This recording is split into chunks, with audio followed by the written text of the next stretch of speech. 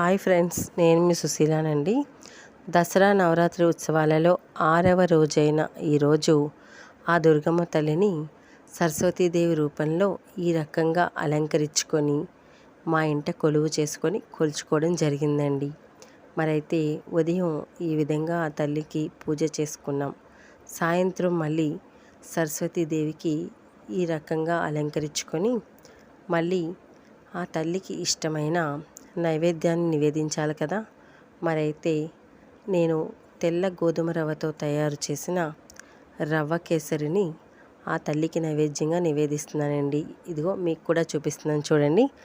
ఈ కేసరి హల్వా దీన్ని ఆవు పాలు ఆవు నేతితో తయారు చేశానండి. ఎందుకంటే భగవంతుడికి ఆవు పాలు ఆవు నేతితో తయారు చేసిన ప్రసాదం చాలా ప్రీతికరమట.